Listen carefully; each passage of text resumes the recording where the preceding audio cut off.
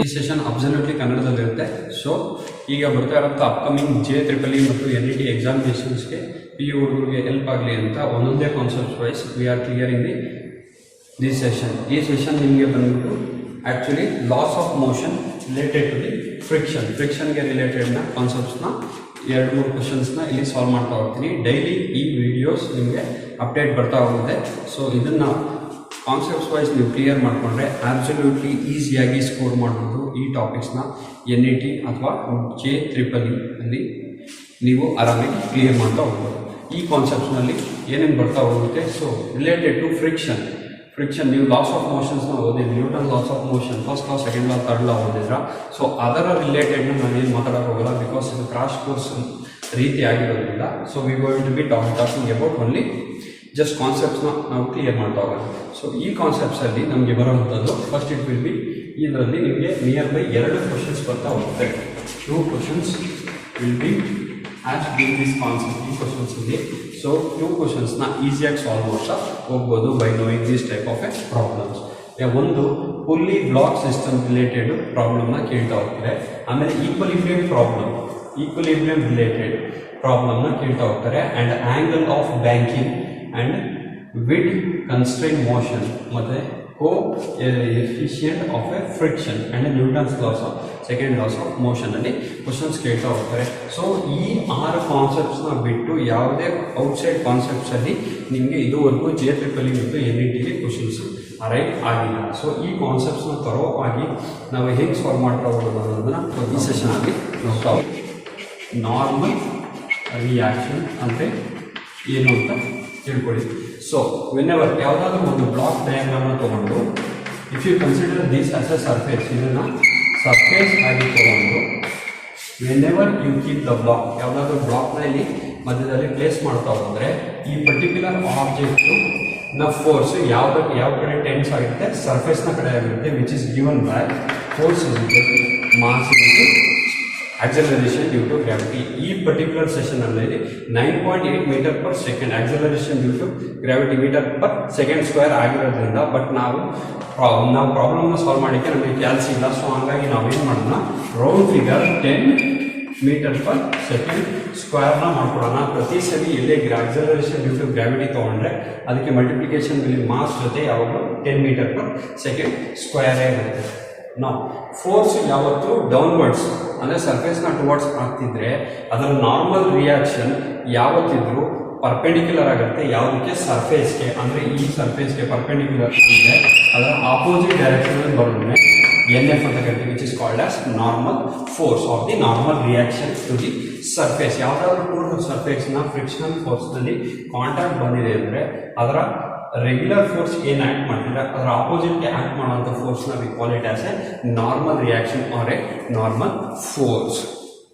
So ಇದು ಬಂದ್ಬಿಟ್ಟು single body problem. ನೀವು ಫಸ್ಟ್ ತಿಳ್ಕೊಳ್ಳಿ, ಯಾವುದೇ ಒಂದು ಫೋರ್ಸ್ ಟೆಂಡ್ ಆಗ್ತಾ ಇದೆ ಅಂದರೆ ನಾರ್ಮಲ್ ಫೋರ್ಸ್ ಅದರ ಆಪೋಸಿಟ್ಗೆ ಆ್ಯಕ್ಟ್ ಮಾಡ್ತಾ ಇರುತ್ತೆ. It will be always opposite. ನೋಡಿ, force is tending towards ground and ಮತ್ತೆ ಇಲ್ಲಿ ನೋಡ್ತಾ ಇದೆ, ಅಬ್ಸರ್ವ್ ಮಾಡ್ಕೊಂಡು ಫೋರ್ ಟೆನ್ಸ್ ಡೌನ್ವರ್ಡ್ಸ್ ಆದರೆ ಫೋರ್ಸ್ ಯಾವತ್ತು ನಾರ್ಮಲ್ ಫೋರ್ಸ್ ಅಪ್ವರ್ಡ್.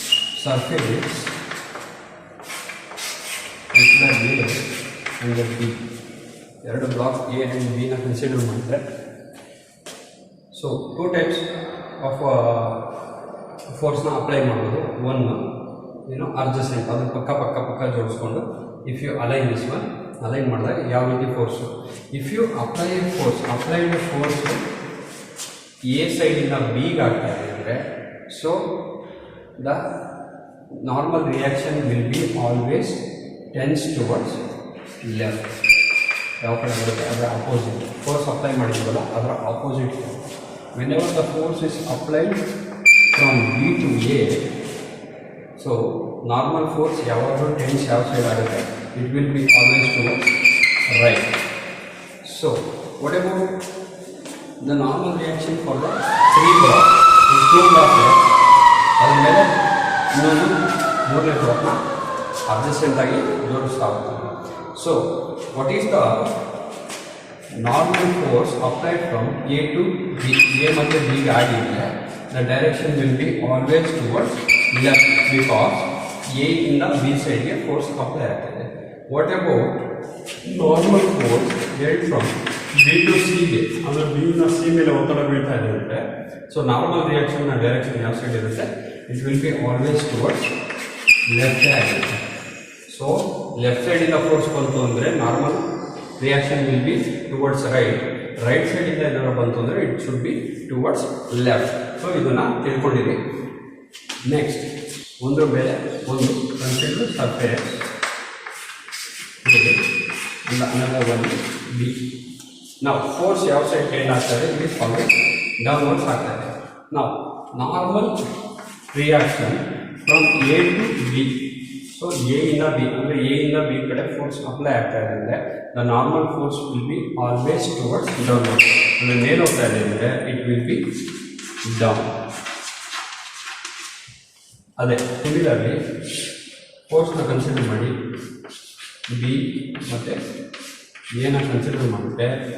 ಸೊ ಈಗ the normal reaction from B to A, force ಏನಾಗ್ತಾ ಇದೆ, ಬಿ ಇಂದ ಎ ಕಡೆ ಬೀಳ್ತಾ ಇದೆ. ಸೊ ದ ಫೋರ್ಸ್ ಬಿ ಇಂದ ಎ ಬೀಳ್ತಿದೆ ಅಂದರೆ normal reaction will be always upwards. ಅಂದರೆ ಯಾವ ಡೈರೆಕ್ಷನಲ್ಲಿ ಇರುತ್ತೆ, ಮೇಲ್ up.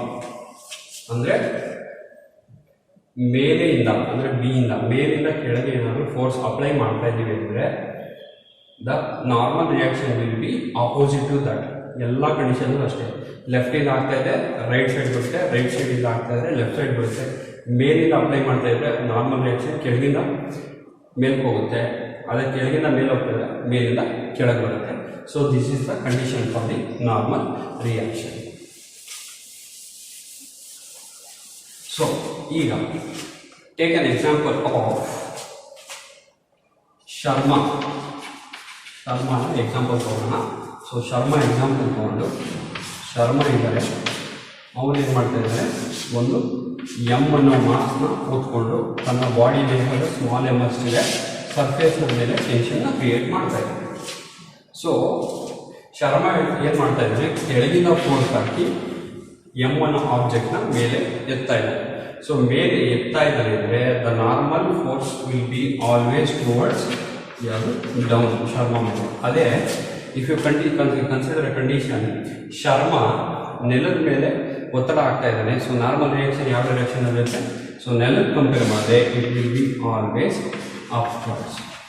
ಯಾವುದಿರುತ್ತೆ, it will be always upwards.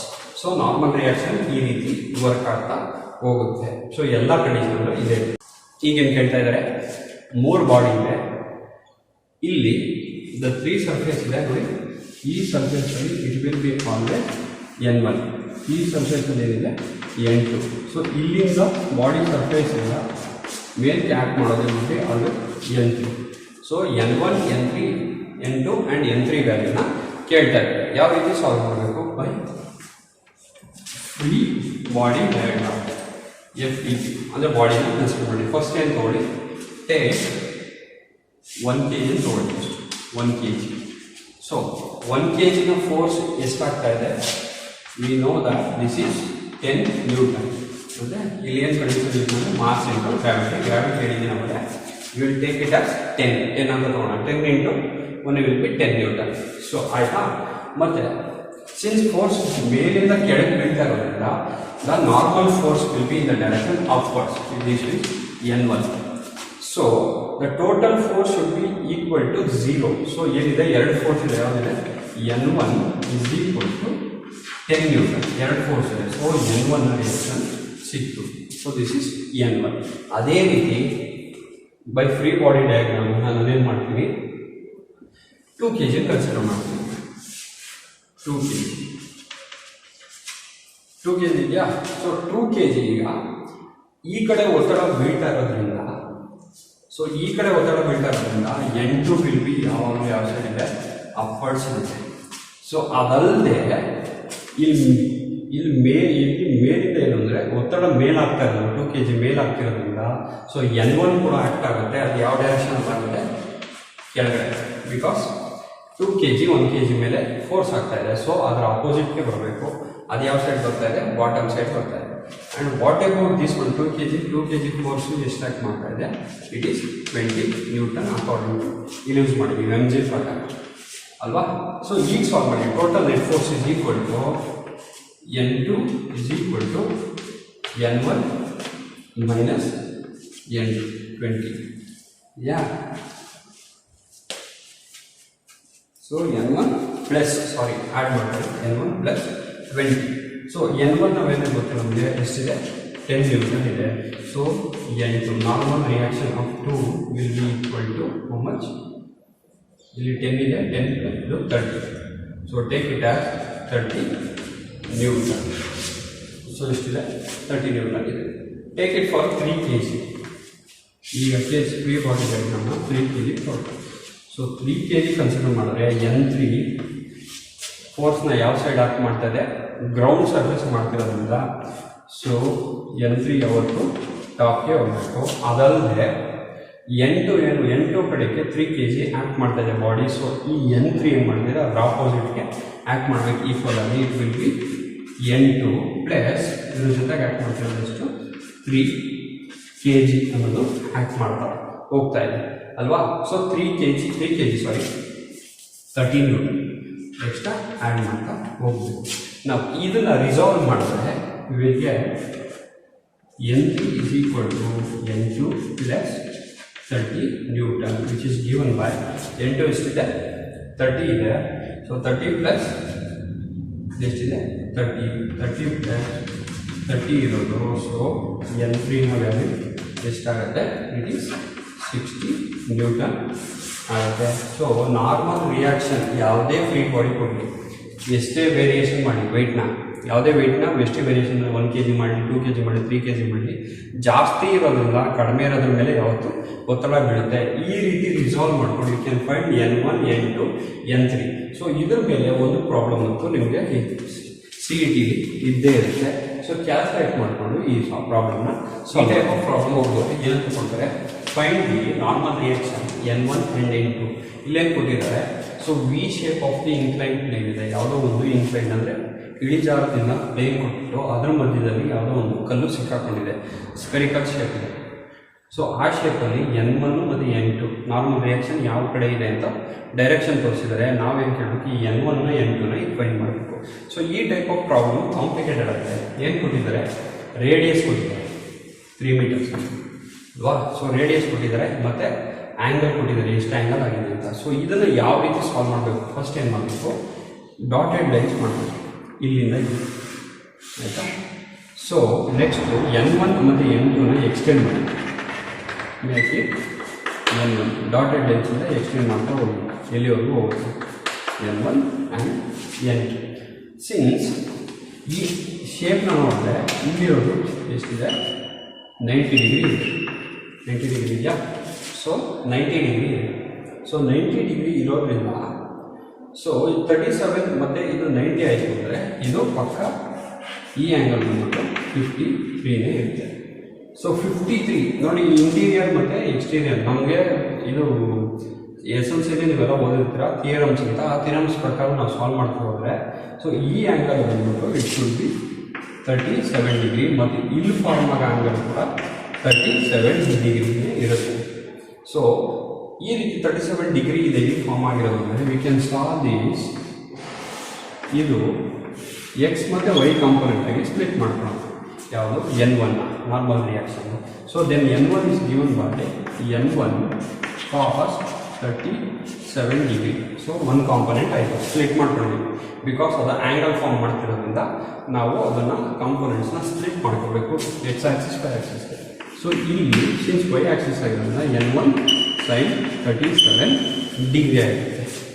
Similarly ಅದೇ ರೀತಿ ಈ ಕಡೆ ಬಂದರೆ ಇಲ್ಲೂ ಸಹ ಆ ರೀತಿ ಕಾಂಪೊನೆಂಟ್ಸ್ನ ಡಿವೈಡ್ ಮಾಡ್ಕೊಬೋದು, which is equal to N1 cos 37 degree ಇರುತ್ತೆ. ಸಿಮಿಲರ್ಲಿ ಅದೇ ರೀತಿ, ಏಕೆಂದರೆ ಎರಡು ಸೇಮ್ ರೈಟ್ ಆ್ಯಂಗಲ್ ಟ್ರಯಾಂಗಲ್ ಇರುತ್ತೆ. ಇದು ಸಹ 37, ಇದು ಕೂಡ 37 ಬರ್ತಾ ಹೋಗುತ್ತೆ. ಸೊ ಈ ರೀತಿ ಸ್ಪ್ಲಿಟ್ ಮಾಡ್ಕೊಂಡಾಗ ಏನು ಸಿಗುತ್ತೆ ನಿಮಗೆ, N ಕಾಸ್ ಸೈನ್ ಇದು ಬಂದ್ಬಿಟ್ಟು N1 ಈ ಕಡೆ ಬಂದ್ಬಿಟ್ಟು ಸಿನ್ಸ್ N2 ಇದೆ ಅಲ್ವಾ. ಸೊ N2 ಸ್ಪ್ಲಿಟ್ ಮಾಡ್ಕೊಳ್ಳಿ. ಇದು ಅಷ್ಟೇ N1 ಸೈನ್ 37 ಡಿಗ್ರಿ ಅಲ್ವಾ. 5 kg ಮಾಸ್ ಇದೆ. ಈಗ ಅದನ್ನು ಬ್ಲಾಕ್ ಡಯಾಗ್ರಾಮ್ ಕನ್ಸಿಡರ್ ಮಾಡಿದ್ರೆ 5 kg ಬ್ಲಾಕ್ ಥರ ಇದೆ, ರಿಸಾಲ್ವ್ ಆಗಿರೋ ಪ್ರಾಬ್ಲಮ್ ಅಲ್ವಾ. ಸೊ ಆ ಡೈರೆಕ್ಷನಲ್ಲಿ ಯಾವ್ದು ಹೋಗ್ತಾ ಇದೆ, n2 cos 37 ಡಿಗ್ರಿ. ಈ ಡೈರೆಕ್ಷನಲ್ಲಿ ಯಾವ್ದು ಹೋಗ್ತಾ ಇದೆ, n1 cos 37 ಡಿಗ್ರಿ. ಮತ್ತು ಬಾಟಮ್ಗೆ ಬಂದರೆ ಎಮ್ ಜಿ ಆಗಿರೋದ್ರಿಂದ 50 Newton which is given by M G. So ಇದು ಆ್ಯಕ್ಟ್ ಮಾಡ್ತಾ ಇದೆ ಯಾವುದು, ಗ್ರಾವಿಟೇಷನ್ಗೆ ಕೆಳಗಡೆ. ಸೊ ಅಬೋವ್ ಬಂದ್ಬಿಟ್ಟು ಎರಡು ಕಾಂಪೋನೆಂಟ್ ಇದೆ, ಬಟ್ ಸೇಮ್ ಇದೆ. ಏನಿದೆ, n1 n2 ಸೇಮ್ ಇದೆಯಾ. So take it at 2 n1 sin 37 degree. Since ನೋಡಿ ಇದು ಎಕ್ಸ್ ಆಕ್ಸಿಸ್ ಆಗಿರೋದ್ರಿಂದ ಸೊ ಕಾಸ್ ಗೆಟ್ ಕ್ಯಾನ್ಸಲ್. ಅದರಿಂದ ಗೊತ್ತಾಗ್ತದೆ n1 ಮತ್ತು n2 ಯಾವತ್ತೂ ಈ ಪರ್ಟಿಕ್ಯುಲರ್ ಡಯಾಗ್ರಾಮಲ್ಲಿ ಎರಡು ಈಕ್ವಲ್ ಇದೆ ಅಂತ ನಮ್ಗೆ ತೋರಿಸ್ತಾ ಇದೆ ಅಲ್ವಾ. ಸೊ ಈಕ್ವಲ್ ತೋರಿಸ್ತಾ ಇದೆ ಅಂದರೆ ನೆಕ್ಸ್ಟು n1 n2 ಆಗಿರೋದ್ರಿಂದ ನೋಡಿ ಇನ್ನೊಂದು n1 ಇದೆ, ಇನ್ನೊಂದು n1 ಇದೆ, ಎರಡು ಸೇಮ್. ಅದಕ್ಕೆ 2n1 ಈಗ ಈಕ್ವೇಟ್ ಮಾಡಿಕೊಂಡ್ರೆ 2n sin 37 degree is equal to 50 ಇದೆ ಅಲ್ವಾ. ಸೊ n ಬೇಕಾಗಿರೋದ್ರಿಂದ so sine value sin 37 value ಬಂದ್ಬಿಟ್ಟು 3/5 ಏನು ಫ್ರ್ಯಾಕ್ಷನ್ ಬಂದ್ಬಿಟ್ಟು 3/5 ಆಗಿರೋದ್ರಿಂದ 50 ಇಂಟು 2 ಇಲ್ಲಿ 3/5 ಆದರೆ 3/5 ಆಗುತ್ತೆ. 5 ಬಂದ 10. ಸೊ 3/5 ಆಗಿರೋದ್ರಿಂದ ಸೊ ಕಾಂಪೋನೆಂಟ್ ಏನಾಗಬೇಕು, 5 ಮೇಲೆ ಹೋಗಬೇಕು, 3 ಕೆಳಗಡೆ ಬರಬೇಕು. So 2 1 225. So normal reaction for this is 125 divided by ಎಷ್ಟಿದೆ, 125 ಡಿವೈಡೆಡ್ ಬೈ 3. ಸೊ ಈ ಕಾಂಪ್ಲಿಕೇಟೆಡ್ನ ಡಯಾಗ್ರಾಮ್ನ ಸಾಲ್ವ್ ಮಾಡ್ತಾರೆ ನಮಗೆ ಸಿಗ್ತಾ ಇರೋದೇನು, n is equal to 125/3. ನೀವನ್ನ ಯಾವುದೇ ರೀತಿ ಈ ಶೇಪಲ್ಲಿ ಕೊಟ್ಟಾಗ ನೀವು ಇದೇ ರೀತಿ ರಿಸಾಲ್ವ್ ಮಾಡಿಕೊಂಡು n ಅನ್ನೋದನ್ನು ಫೈಂಡ್ ಮಾಡ್ಕೊತ ಹೋಗಬೇಕು. ಇದೇನು ಗೊತ್ತಾ, 2-3 ಪ್ರಾಬ್ಲಮ್ ಇದೇ ಟೈಪಲ್ಲಿ ಪ್ರಾಕ್ಟೀಸ್ ಮಾಡಿ. ಈ ಆ್ಯಂಗಲ್ ಕೊಟ್ಟಿದಾಗ ಹಿಂಗೆ, ಈ ವೈಟ್ ಕೊಟ್ಟಿದಾಗ ಹಿಂಗೆ, ಇದು ಬಿಟ್ಟು ಬೇರೆ ಏನು ಕೊಡೋಲ್ಲ, ಬಟ್ ಚೇಂಜಸ್ ಮಾಡ್ಕೊತಾರೆ ಆ್ಯಂಗಲ್. ಸೊ ಇದನ್ನು ಪ್ರಾಕ್ಟೀಸ್ ಮಾಡಿದ್ರೆ ನೀವು ಒಂದು 2 ಮಿನಿಟ್ಸ್ ಇಲ್ಲ 1 ಮಿನಿಟಲ್ಲಿ ಇದನ್ನು ಆನ್ಸರ್ ಮಾಡ್ತಾ ಹೋಗ್ಬೇಕು. What is the normal reaction of this particular space ಹಿಂಗಿದೆ ಅಂತ. ಬಟ್ ಇಫ್ ಇನ್ ಕೇಸ್ ಇದೇ ಕೊಟ್ಬಿಟ್ರೆ the answer will be same 125 divided by. So second type of question ಅವರು ನಿಮ್ಗೆ ಏನು ಕೇಳ್ತಾ ಇದ್ದಾರೆ, ಈ ಟೈಪ್ ಪರ್ಟಿಕ್ಯುಲರ್ ಇದರಲ್ಲಿ they are asking to find ಏನು ಅವರೇನಿತ್ತು, ಇಟ್ ಈಸ್ ಇನ್ಕ್ಲೈನ್ ಪ್ಲೇನ್. ಎರಡು ಇನ್ಕ್ಲೈನ್ ಪ್ಲೇನ್ ಮಧ್ಯೆ ಈ ವೀಲ್ ಥರ ಸರ್ಕಲ್ ಏನಿದೆ, ಸ್ಪಿರಿಕಲ್ ಶೇಪ್ ಏನಿದೆ ಕಚ್ಕೊಂಡಿತ್ತು. ಸೊ ಅದಕ್ಕೆ normalisation reaction n1 n2 normal reaction ಏನಿದೆ ಫೈಂಡ್ ಮಾಡಿ ಅಂತ ಕೇಳಿದ್ದಾರೆ. ಈ ಕ್ವಶನಲ್ಲಿ ಏನು ಕೇಳ್ತಾ ಇದ್ದಾರೆ, ಎರಡು ಸ್ಕ್ವೇರ್ ಇದೆ, ಎರಡು ಸ್ಕ್ವೇರ್ನ ಮಧ್ಯೆ ಒಂದು ಏನು ಕೇಳಿದ್ದಾರೆ, ಸರ್ಕಲ್ನ ಇದಾಗಿದ್ದಾರೆ. ಬಟ್ ಏನು ಕೊಟ್ಟಿದ್ದಾರೆ, ಇನ್ ಬಿಟ್ವೀನ್ 2 ಸ್ಕ್ವೇರ್ ಏನು ಡಿಸ್ಟೆನ್ಸ್ ಇದೆ 6 ಅಂತ ಇದೆ. ಸೊ ಎಕ್ಸಾಕ್ಟ್ ಸೆಂಟ್ರಿಗೆ ಒಂದು ಲೈನ್ ಡ್ರಾ ಮಾಡಿಬಿಡಿ. So it is clear that ಇದು 3 ಮೀಟರ್, ಇದು 3 ಮೀಟರ್ ಇದೆ. ಎಕ್ಸಾಕ್ಟ್ ಸೆಂಟರ್ ಕಟ್ ಮಾಡ್ತೀವಿ ಸರ್ಕಲ್ ಅಲ್ವಾ. ಸೊ ಸಿಮಿಲರ್ಲಿ ಏನು ಮಾಡಬೇಕು, ಎಕ್ಸ್ಟೆಂಡ್ ಲೈನ್ n1 n2 ಏನು ಮಾಡಿ ಡಾಟೆಡ್ ಲೈನ್ ಇಂಟು n1 ಮಾಡ್ಕೊಂಡು ಇಲ್ಲಿ ನೋಡಿ ರೈಟ್ ಆ್ಯಂಗಲ್ ಆಗಿರೋದ್ರಿಂದ ಇದು ಬಂದ್ಬಿಟ್ಟು 90 ಡಿಗ್ರಿ ಇರುತ್ತೆ. ಈ ಆ್ಯಂಗಲ್ ಬಂದ್ಬಿಟ್ಟು ಇಟ್ ಈಸ್ 37. ಇನ್ನು ಉಳಿದಿರೋದು ಯಾವುದು 57 ಡಿಗ್ರಿ, 53 ಡಿಗ್ರಿ ಇರುತ್ತೆ ಇದೆಯಾ. ಸೊ 50 ಡಿಗ್ರಿ ಇದೆ ಅಂದರೆ ಅಕಾರ್ಡಿಂಗ್ ಟು ದಿಸ್ ಆಲ್ಟರ್ನೇಟ್ ಆ್ಯಂಗಲ್ಗೆ it will be 53 degree only. So ಇದನ್ನು ರಿಸಾಲ್ವ್ ಮಾಡ್ತೀವಿ 2 ಇದಾಗಿ ಕಾಂಪೋನೆಂಟ್ ಆಗಿ. ಸಿಮಿಲರ್ ಏನಾಗುತ್ತೆ, n2 cos 53 degree, n1 cos 53 degree. ಇದು ಬಂದ್ಬಿಟ್ಟು n2 sin 53 degree. So 53 degree ಆಗುತ್ತೆ. ಸೊ ಸಿಮಿಲರ್ಲಿ ಇದು ಬಂದ್ಬಿಟ್ಟು n1 sin 53 ಡಿಗ್ರಿ ಅಂತ ಹೋಗುತ್ತೆ. ಸೊ ಇದೇ ಆಬ್ಜೆಕ್ಟ್ನ ಇದೇನು ಮಾಡಿ 3 kg ಆಬ್ಜೆಕ್ಟ್ಸ್ ಆಗಿ ಕನ್ಸಿಡರ್ ಮಾಡಿದ್ರೆ ಏನಾಗಿರುತ್ತೆ, ರಿಸಾಲ್ವ್ ಆಗ್ತಾ ಹೋಗುತ್ತೆ ನೋಡಿ. n2 cos 37 degree, sorry 53 degree, n1 cos 53 degree. So cos 52 get cancelled. So n1 is equal to n2. ಆಯಿತಾ. ಸೊ ಫಸ್ಟ್ ಈಕ್ವೇಷನ್ ಸಿಕ್ತು. ಇಲ್ಲಿ ಅನದರ್ ಒಂದು ಎಮ್ ಜೆ ಆ್ಯಕ್ಟ್ ಮಾಡ್ತಾ ಇದೆ. ಅಬೋವ್ ಬಂದ್ಬಿಟ್ಟು ಸಿನ್ಸ್ N1 N2 ಎರಡು ಸೇಮ್ ಇರೋದ್ರಿಂದ 2n sin 57 ಡಿಗ್ರಿ ಆ್ಯಕ್ಟ್ ಮಾಡ್ತಾ ಇದೆ. ಸೊ sin 53 ಡಿಗ್ರಿ ಬಂದ್ಬಿಟ್ಟು ಇಟ್ ಈಸ್ 4/5. ಸೊ 4/5 ಆಗ್ತದೆ. ಈಗ ಈಕ್ವೇಟ್ ಮಾಡ್ಕೊಳ್ಳಿ ಆ ಈಕ್ವೇಷನ್ನ. ಇದು M3 ಇದೆ, ಎಷ್ಟಾಗುತ್ತೆ 30 ನ್ಯೂಟನ್ ಆಗುತ್ತೆ. So 30 newton is equal to 2 × 4/5 × n. So ಎನ್ನ ರಿಸರ್ವ್ ಮಾಡೋದಕ್ಕೆ ಈಗ ಏನು ಸಿಗುತ್ತೆ? ಎನ್ನು 5 × 30 ಡಿವೈಡೆಡ್ ಬೈ 2 × 4. ಸೊ 2 1 2 5 1 15 1 52 15 5 ಎಷ್ಟಿದೆ? 95. So n is equal to 95 divided by 4 ಆಗುತ್ತೆ. So normal reaction N1 N2 ಯಾವುದೇ ಕೇಳಿರಲಿ. ಸೊ ಈ ಪರ್ಟಿಕ್ಯುಲರ್ ಇಕ್ವೇಷನ್ಗೆ ರಿಯಾಕ್ಷನ್ ಏನು? N5 95 divided by 4 is the normal reaction. So ಇದು ಈ ರಿಲೇಟೆಡ್ ಯಾವುದೇ ಪ್ರಾಬ್ಲಮ್ ಕೊಟ್ಟರು ನಿಮ್ಮ CET ಅಥವಾ J-EEE ನೀವು ರಿಸಾಲ್ವ್ ಇದೇ ರೀತಿ ಮಾಡ್ಕೋಬೇಕು. ಅಂದರೆ ಏನೋ ಕಾಂಪ್ಲಿಕೇಟೆಡ್ ಆಗಿ ಕೊಟ್ಟಿದ್ದಾರೆ ಅಂತ ತಲೆಗೆಡಿಸ್ಕೊಬಾರ್ದು. ನಿಮ್ಗೆ ಆಲ್ಟರ್ನೇಟ್ ಗೊತ್ತು, ಆಪೋಸಿಟ್ ಆ್ಯಂಗಲ್ ಗೊತ್ತು. ಸೊ ಅದರ ಬೇಸಿಕ್ ಥಿಯರಮ್ಸ್ ಮತ್ತು ಬೇಸಿಕ್ ಪ್ರಾಪರ್ಟೀಸ್ನ ತಿಳ್ಕೊಂಡು ನೀವು ಇದನ್ನು ರಿಸಾಲ್ವ್ ಮಾಡ್ತಾ ಹೋದರೆ ನಿಮಗೆ ಈ ಕ್ವಶನ್ ಈಸಿಯಾಗಿ ಸಾಲ್ವ್ ಮಾಡ್ಬೋದು. ಒಂದು 2-3 ಸಲ ಪ್ರಾಕ್ಟೀಸ್ ಮಾಡ್ಕೊಳ್ಳಿ. ಬಿಕಾಸ್ ಸ್ಟ್ಯಾಂಡರ್ಡೇ ಕೊಡ್ತಾರೆ, 53 37 ಅದನ್ನೇ ಕೊಡ್ತಾರೆ, ಇಲ್ಲಾಂದರೆ ಈ ಥರ ಕೊಡ್ತಾರೆ. ಸೊ ಡಿವೈಡ್ ಆಗುತ್ತೆ. ಸೊ ಈ ರೀತಿ ಬೇಸಿಸ್ನ ಮಾಡ್ತಾ ಹೋದರೆ ನಿಮಗೆ ಈ ಪ್ರಾಬ್ಲಮ್ಸ್ಗಳು ಸಾಲ್ವ್ ಆಗ್ತಾ ಹೋಗ್ಬೋದು. ಮತ್ತು ಈ ಚಾನಲಲ್ಲಿ ಇನ್ನೂ ಹಲವಾರು ಫಿಸಿಕ್ಸ್ನ ವೀಡಿಯೋಸ್ಗಳನ್ನ ಇನ್ಮೇಲೆ ಬಿಡ್ತಾ ಹೋಗ್ತಾ ಇರ್ತೀನಿ. ಸೊ ಅಪ್ ಟು ನಿಮ್ಮ ನೀಟ್ ಎಕ್ಸಾಮಿನೇಷನ್ಸ್ ಆಗೋವರೆಗೂ. ಸೊ ನನ್ನ ಚಾನಲ್ನ ಸಬ್ಸ್ಕ್ರೈಬ್ ಮಾಡ್ಕೊಳ್ಳಿ, ಶೇರ್ ಮಾಡಿ, ಬೆಲ್ ಐಕಾನ್ನ ಹಿಟ್ ಮಾಡಿ. ಇನ್ನೂ ತುಂಬ ಜನಕ್ಕೆ ಹೆಲ್ಪ್ ಆಗಲಿ ಅನ್ನೋದಕ್ಕೋಸ್ಕರ ನಾನು ಮಾಡ್ತಾಯಿದ್ದೀನಿ. So thank you.